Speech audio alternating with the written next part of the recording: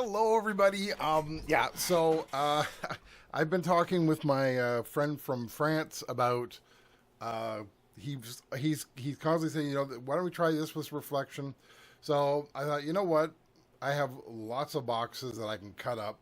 So I cut up a box from just a packing box that I had, and I came up with. Let me show you here. It's going to cover both now. I came up with that. That is a webcam right there. I don't want to touch it because it's shaky. Webcam, and it is showing on the screen below. It is showing what's going on there. Now I don't know why it's low light. I gotta take a look at that. Hang on one sec. Let me just see if I can make it better on the screen here. Let's see.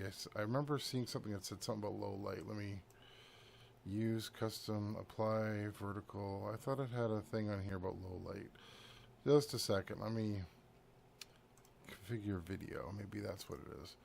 Use low light compensation. Apply. Is that better now? Okay, no. It was better a minute ago. It was much brighter. I don't know what happened, but you can see it's moving. So it is working. And so I can switch to just it. Hang on, there it is.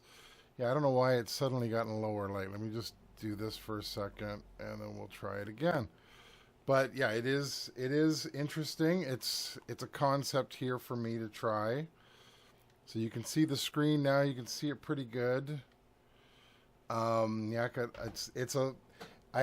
it in such a way that I could go, so I can go assign, click the assign button, and then I can do my work. And I can also show you. So I've added it to the screen here, so that I can say, okay, well, here's my assigned stuff. This, and then it shows you on the screen what's going on. It's all in one.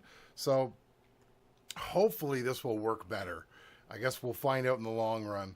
But I made a little box, I gorilla taped it together, and we'll see how this works. So, thanks for watching, and I'll talk to you later. Bye. It's MIDI, not MIDI. It's MIDI, not MIDI.